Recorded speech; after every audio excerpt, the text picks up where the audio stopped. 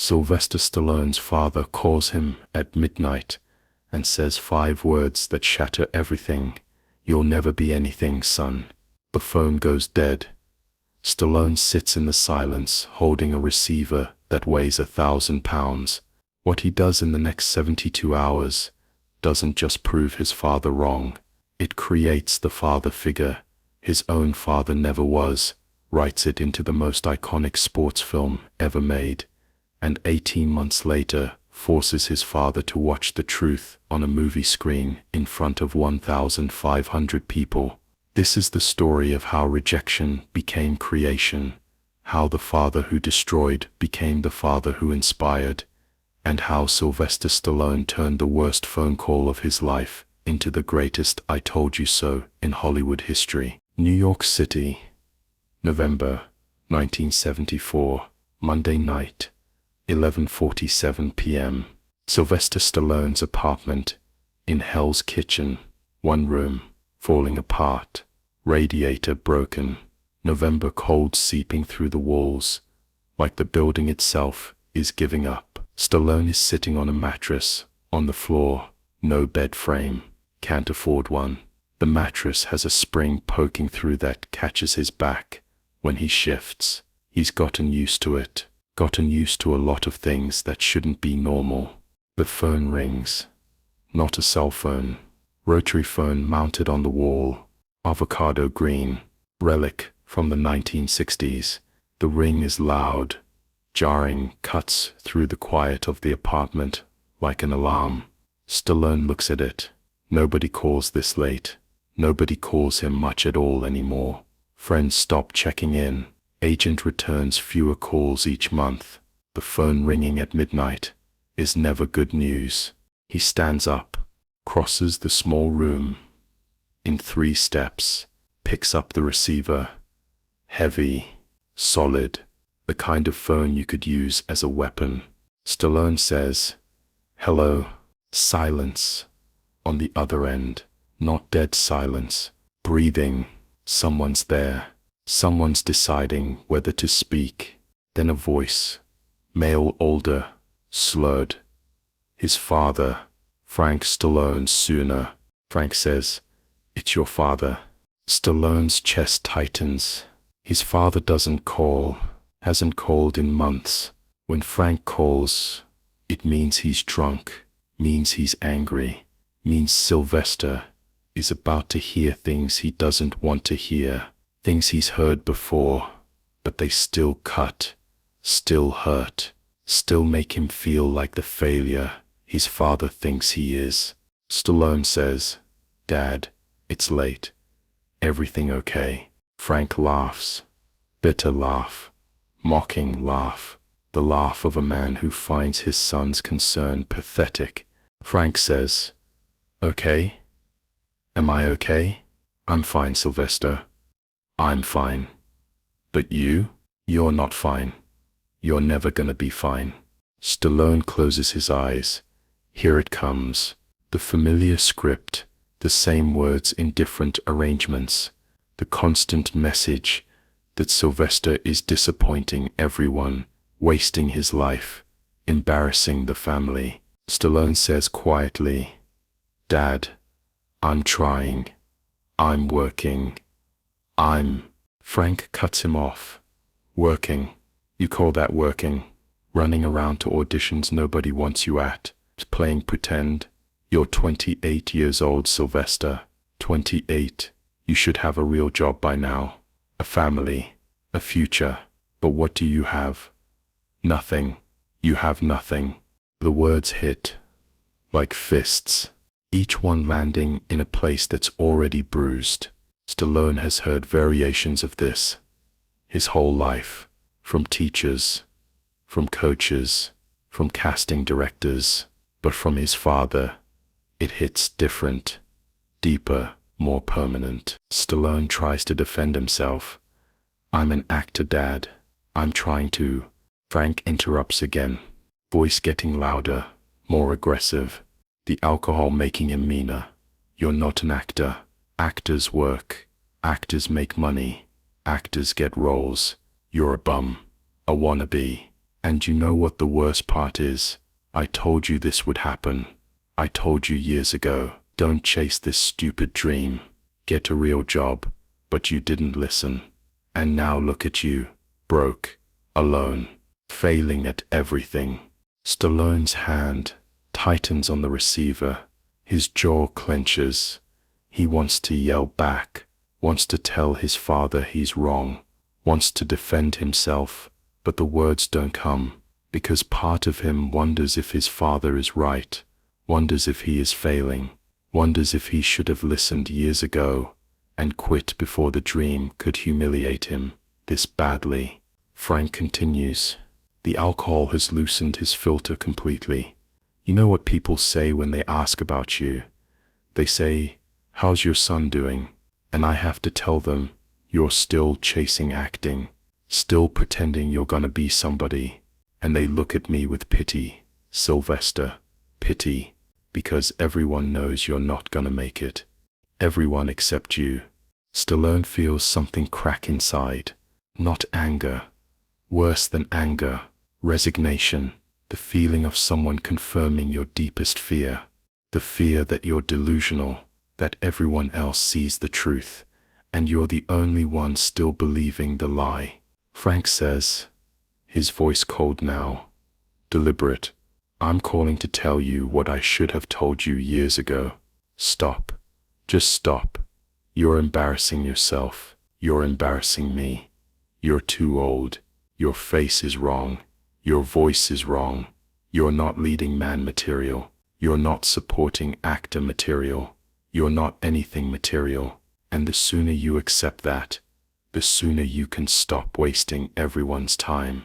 Stallone's throat is tight, can barely speak. He manages. "Why are you saying this?" Frank says, "Because someone has to. Because you need to hear it. You'll never be anything, son. Never. The sooner you accept that, the better off you'll be." Silence. Those 5 words hang in the air. You'll never be anything, son.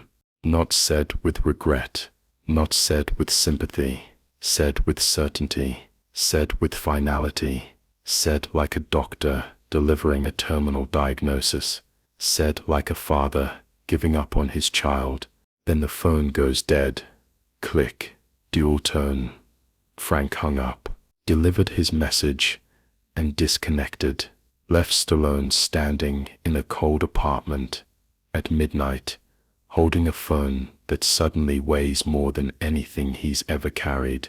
Stallone stands there for a full minute, doesn't move, doesn't hang up the receiver, just stands there, listening to the dial tone, that flat, endless sound, the sound of disconnection, the sound of abandonment. Finally, he hangs up. The click echoes in the small apartment, louder than it should be. Final. Stallone walks back to the mattress, sits down. The broken spring pokes his back. He doesn't adjust, doesn't move, just sits there in the dark, the words playing on repeat in his head. You'll never be anything, son. From his father, the man who's supposed to believe in you when nobody else does. The man who's supposed to see your potential when the world sees failure. The man who's supposed to say keep going when everything says quit. But Stallone's father isn't that man. Never has been. Frank Stallone Sr. is a man who sees his son as a disappointment, a failure, a source of embarrassment. And tonight, at 11:47 p.m., drunk and mean, he called to make sure Sylvester knew it. Stallone sits in the dark for 3 hours, doesn't sleep, doesn't turn on lights, just sits, thinking, processing, feeling something shift inside him. Because Frank is right about one thing. Stallone is failing. By every conventional measure, he's failing. No money, no career, no prospects. 28 years old, with nothing to show except rejection letters, and failed auditions, and a father who calls at midnight to confirm what everyone's thinking. But sitting there in the dark, something else starts growing. Something sharp, something angry, something that refuses to accept "you'll never be anything" as the final word. Stallone thinks about his father, really thinks about him. Frank Stallone Sr, hairdresser, polo player, man who had dreams once, man who gave up on those dreams, man who settled, man who looks at his son and sees his own failure reflected back, sees the dreams he abandoned and instead of encouraging Sylvester to succeed where he failed, Frank wants Sylvester to fail too, wants company in the disappointment, wants proof that dreams don't work for anyone. That's what the phone call was really about. Not concern, not honesty. Sabotage. Frank calling to pull Sylvester down because Sylvester still has hope, and Frank can't stand watching someone believe when he stopped believing decades ago. And Stallone realizes something sitting there at 2:47 a.m. in the dark. He doesn't want to be his father, doesn't want to be the man who gave up, the man who calls his son at midnight to deliver poison, the man who mistakes cruelty for honesty, the man who destroys instead of builds. Stallone wants to be different, wants to be the father figure he never had, wants to create what he needed, and if he can't have a father who believes in him, he'll create one, put him on paper, put him on screen, show the world what a real father looks like, what support looks like, what belief looks like. The next morning, Stallone goes to the library. Free, warm, has typewriters people can use.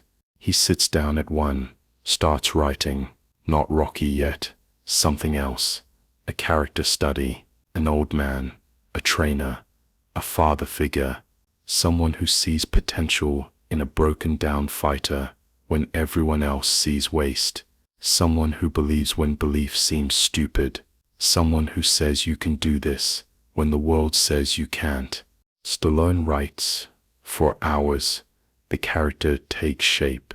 Old boxer, trainer, gym owner, tough exterior, soft heart, sees himself in the young fighters, wants them to succeed where he failed, doesn't sabotage, doesn't tear down, builds up, encourages, believes. The character's name appears on the page. Mickey. Mickey, the father Stallone never had. The trainer who sees something in Rocky when Rocky sees nothing in himself. The voice that says, "You got it, kid," when every other voice says, "Give up." Stallone writes Mickey's dialogue, hears it in his head, the way Mickey talks to Rocky, firm but loving, honest but hopeful, telling Rocky the truth about his limitations, but also telling him truth about his potential, saying you could have been a contender, not as an insult, but as a recognition, as a way of saying, it's not too late, you still can be. Everything Frank Stallone Sr. never said to his son, Mickey says to Rocky. 1 month later, Stallone starts writing Rocky, the full screenplay. Mickey is already fully formed, already complete, because Stallone spent weeks creating him, perfecting him, making him the father he needed, the voice he never heard, the belief he never received. When Stallone writes the scene where Mickey comes to Rocky's apartment and offers to train him, Stallone is crying, really crying, because he's writing the scene he wished happened in his own life, wished his father knocked on his door and said, "I believe in you, I see what you could be, let me help you get there." But Frank never came, never believed, never helped. So Stallone writes Mickey doing it instead, writes the father saving the son, writes the old man giving the young man the chance he never got. The script pours out, 72 hours of nearly non-stop writing. When it's done, Stallone has created the most powerful father-son relationship in sports film history. Not biological father and son, spiritual father and son. Mickey and Rocky, trainer and fighter, belief and potential. Everything Frank destroyed, Mickey builds. Everything Frank said couldn't happen, Mickey makes possible. Frank said, "You'll never be anything." Mickey says, "You're gonna eat lightning and crap thunder." Opposite messages, opposite fathers. One real, one fictional, one poison, one medicine. Stallone sells the script to United Artists. They want Ryan O'Neal to play Rocky. Stallone refuses, has to play Rocky himself, has to be the son who succeeds, despite the father who doubted, has to prove Frank wrong, not just in fiction, in reality. The studio eventually agrees. Tiny budget. Stallone makes almost nothing, but he's Rocky, and Mickey is in the film, played by Burgess Meredith. The perfect casting. Meredith brings everything Stallone wrote, the toughness and tenderness, the criticism and compassion, the father who builds instead of destroys. November 1976, Rocky premieres in New York. Stallone invites his father. Frank almost doesn't come, doesn't want to watch his son's little movie, doesn't think it'll be anything special, but Stallone insists, sends a car, pays for everything, makes it impossible for Frank to say no. Frank sits in the premiere audience, 1,500 people, critics, industry people, press. The lights go down. The film starts. For 2 hours, Frank Stallone Sr. watches his son on screen, watches Rocky Balboa, the underdog, the failure, the man everyone counted out, watches him get a chance, watches him train, watches him believe, watches him go the distance. And Frank watches Mickey, the trainer, the father figure, watches Mickey believe in Rocky, watches Mickey train him, watches Mickey give Rocky the encouragement and support and love that makes the impossible seem possible. Frank sits in the dark theater and realizes Mickey is the father Sylvester needed. Mickey is everything Frank wasn't, and Sylvester didn't just write it, didn't just imagine it, created it, put it on screen, showed 1,500 people what a real father looks like. The film ends. Rocky goes the distance, doesn't win the fight but wins something bigger, proves he's not just another bum, proves he belongs, proves he matters. The theater erupts, standing ovation, people crying, critics stunned. This isn't just a boxing movie. This is something else, something deeper, something real. Stallone stands for the ovation, acknowledges the crowd, then looks at his father. Frank is still sitting, not clapping, not standing, just sitting there, face unreadable. After the screening, there's a reception, champagne, congratulations, everyone telling Stallone the film is incredible, going to be huge, going to change his life. Frank approaches. Stallone sees him coming, doesn't know what to expect. More criticism, more doubt, more poison.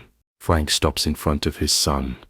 They stand there, father and son, 2 feet apart, might as well be miles. Frank says, "I need to talk to you, alone."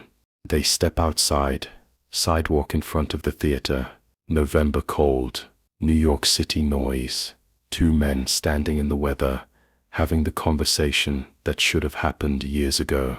Frank looks at Stallone, really looks at him, then says, "That character, Mickey, that was me, wasn't it? That's who you wished I was." Stallone doesn't lie. "Yes."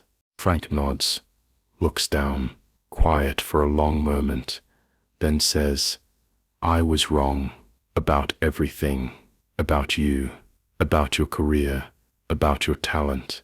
I was wrong." Stallone stays quiet, doesn't interrupt, doesn't rush, lets his father speak.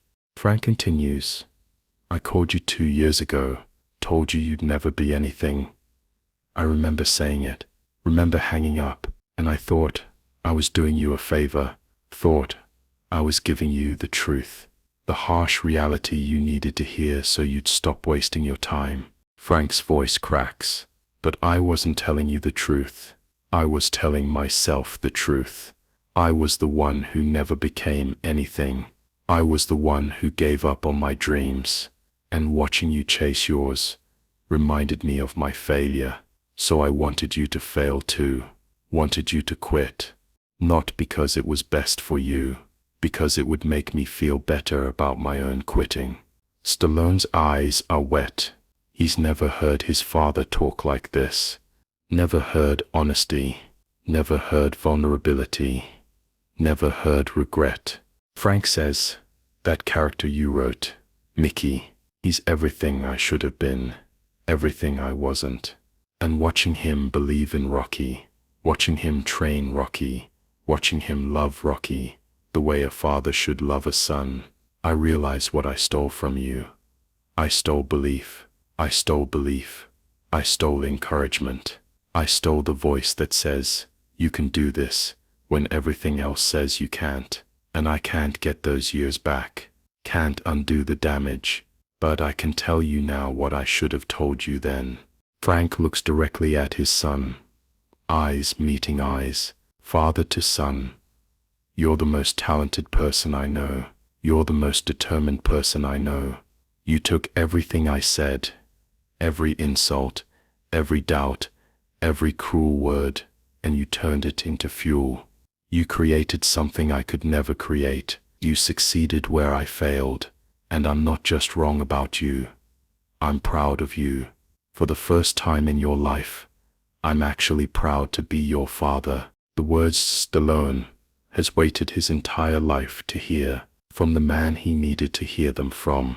Standing on a sidewalk in November, after a movie premiere, after proving everyone wrong, after creating the father he needed, because the father he had couldn't do it.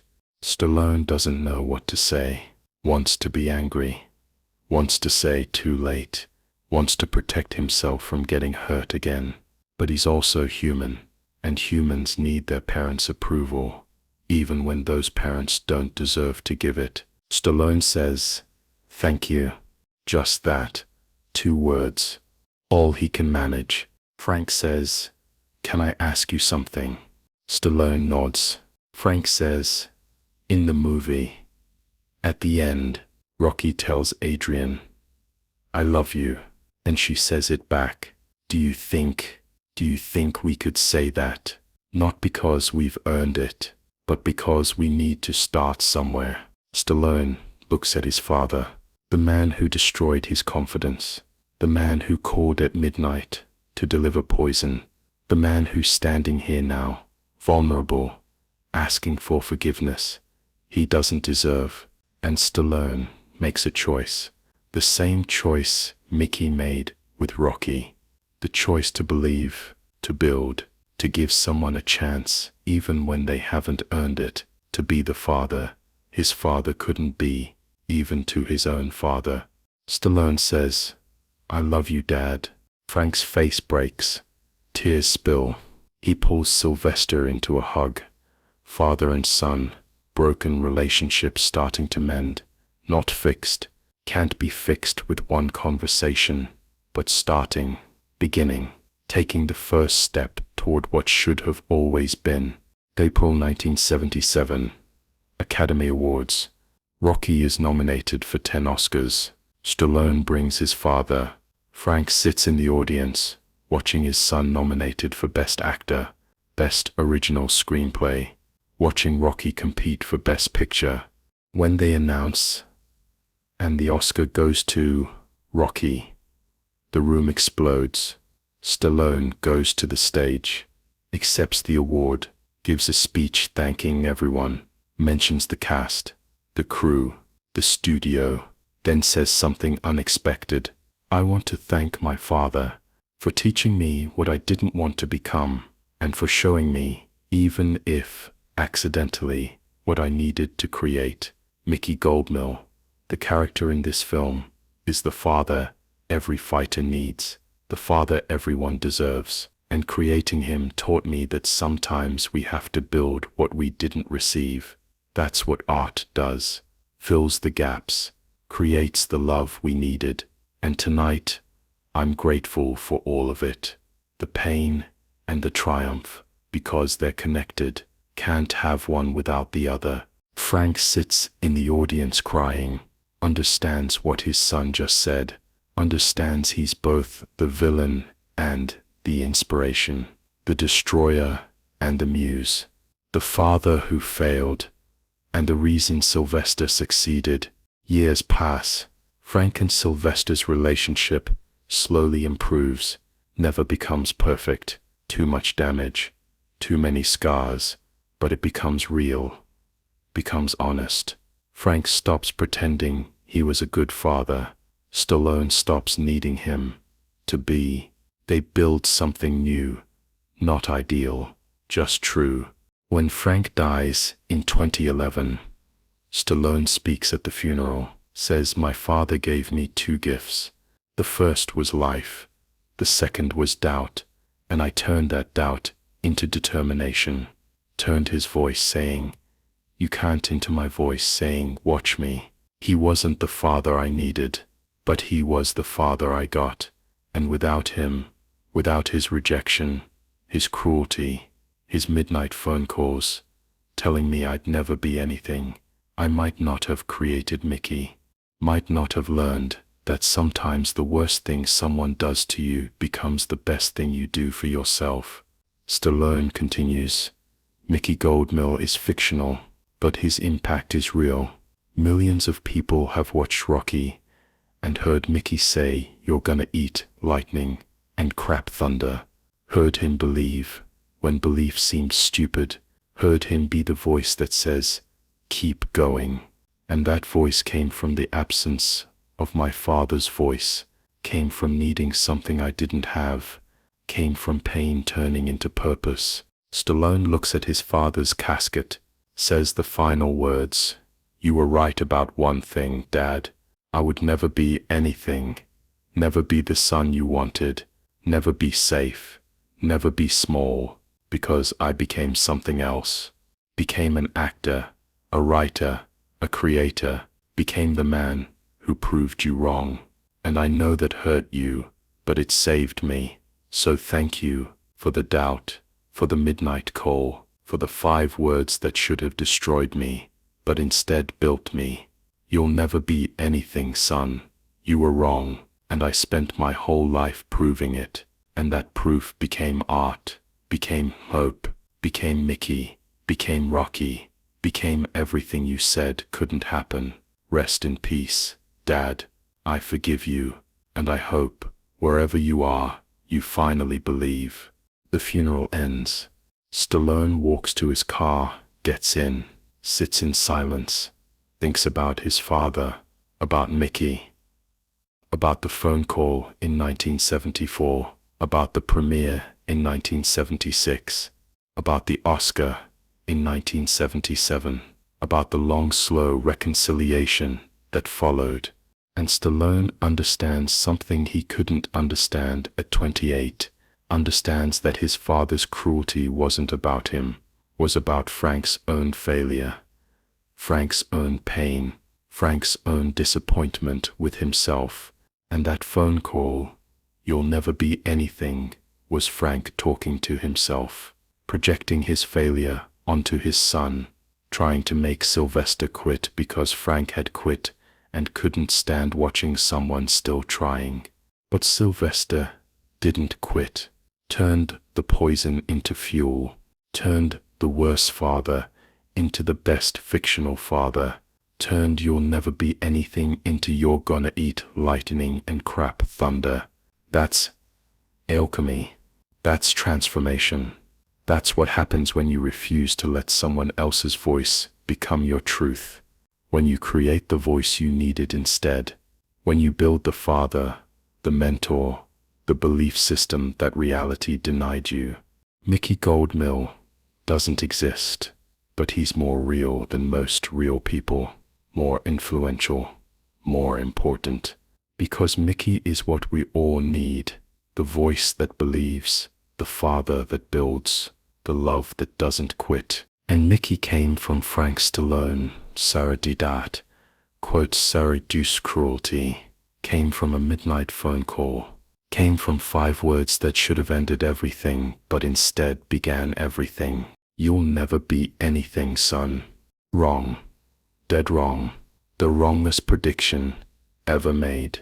Sylvester Stallone became everything and then some, and the father who doubted him became the inspiration for the father who believed, became the villain in real life, and the hero in fiction, became proof that sometimes the worst thing becomes the best thing if you're brave enough to transform it. What voice are you listening to that's telling you to quit? What father, mother, teacher, boss, friend is saying you'll never be anything? What midnight phone call are you carrying around like truth? Because Stallone's story proves they're wrong. Not sometimes, always. The people who tell you to quit are the people who quit. The people who say you'll never be anything are the people who never became anything. And their voice isn't prophecy. It's projection. You don't have to believe them. You can do what Stallone did. Turn the poison into fuel. Create the voice you need. Build the father, the mentor, the belief system that reality denied you. Put it on paper. Put it on screen. Put it into the world. And maybe, just maybe, that creation becomes the thing that saves you, saves someone else, becomes Mickey, becomes proof that you don't need permission to succeed, don't need approval to create, don't need belief from others when you build belief yourself. Frank Stallone Sr. said his son would never be anything. Sylvester Stallone created Rocky Balboa, won the Oscar for Best Picture, and changed cinema forever. That's not revenge. That's resurrection. That's what happens when you refuse to let someone else write your ending. When you pick up the pen and write it yourself. You'll never be anything, son. Watch me.